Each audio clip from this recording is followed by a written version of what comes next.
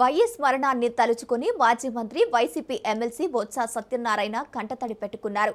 YS Rajasekhar Reddy మృతి వెనుక జగన్ హస్తం ఉందనే అనుమానాన్ని గతంలో బొత్సానే చెప్పారని మంత్రి అచ్చెన్న చెప్పిన కామెంట్స్పై ఆయన మనస్తాపం చెందారు.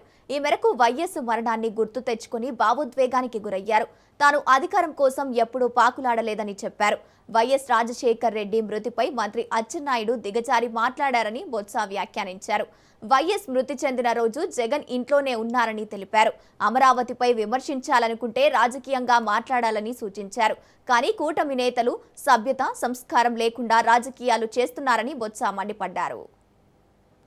ఇన్ని అబండాలు వస్తే ఒక్క రోజైనా నువ్వు మాట్లాడావా? ఒక్కదానికైనా ఆన్సర్ చేసావా? నేను ఎందుకు ఇవన్నీ చెప్తున్నానంటే మొన్నటి వరకు బొత్స సత్యబాబు గారు చెప్పినా లేకపోతే XY మాట్లాడినా మాకు అనుమానాలున్నా మేమెప్పుడు అనుకోలేదు. కానీ ఈ పరిణామాలన్నీ చూస్తే ఆ రోజు రాజశేఖర్ రెడ్డి యొక్క మరణానికి కూడా నీ బాధ్యత ఉందని ఆ రోజు ఏదైతే బొత్స గారు చెప్పారో అది కూడా ఈ రోజు నాకు అనుమానం వస్తుందని చెప్పి తెలియజేస్తున్నాను.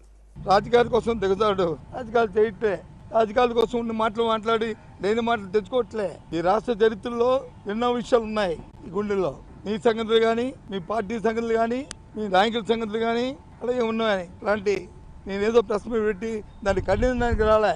రాజశేఖర రెడ్డి గురించి మాట్లాడని చెప్పొచ్చాను. కూర్చో రాజకీయాల కోసం, పదవుల కోసం, పార్టీ కోసం ఈ రకమైన నీచమైన దిగజాడుతానని అనుకోలేదు. చెయ్యి దమ్ముంటే ఈ రాష్ట్రంలో ప్రజలకు వచ్చి న్యాయం చేయి. నీకు ఇచ్చిన ప్రజలు నువ్వు న్యాయం చేయి. ఎంత పచ్చిగా నేను అబద్ధం ఆడుతున్నావు. మొదలుపెట్టి బోర్డుకి వెళ్ళినప్పుడు నేను చెప్తాను ఎంత అబద్ధం అది రాజకీయాల్లో. ఇవే ఏమనుకుంటున్నావు? గౌరవాన్ని ఇచ్చి గౌరవాన్ని పుచ్చుకోవాల్సిన రాజకీయాల్లో మంచిది. అంతేగాని రాజకీయాల కోసం, రాజకీయ పదవుల కోసం లేనిపోయిన దిగజాడుమైన మాటలు మాట్లాడుతూ నాకేం పర్వాలే. మీరు జగన్మోహన్ రెడ్డి గారితో వచ్చి ఏదో అన్నాను ఆయన నాకేమి నష్టం కాదు. కానీ రాజశేఖర రెడ్డి గారితో అవసరాన్ని తీసుకొచ్చి నువ్వు పెట్టావు కాబట్టి ఇవాళ ఇది మాట్లాడుతున్నాను. ఆ రోజు ఆయన పోతే నేను ఝాన్సీ వెళ్ళి ఆయన్ని జగన్మోహన్ రెడ్డి గారిని 2 చేతులు కుడిమొక్కలు ఎడమొక్కలు ఉండి తీసుకొచ్చి అక్కడ తీసుకొచ్చాం. కావలిస్తే చూసుకోండి క్లిప్పింగ్లు మీ దగ్గర. ఆయన ఊర్లో లేరా అప్పుడు? ఆయన మా ఇద్దరం తీసుకెళ్ళదా క్యాంప్ ఆఫీస్లో ఇంటి దగ్గర నుంచి అక్కడికి? ఇది వాస్తవం కాదా? ఏంటి మాటలు?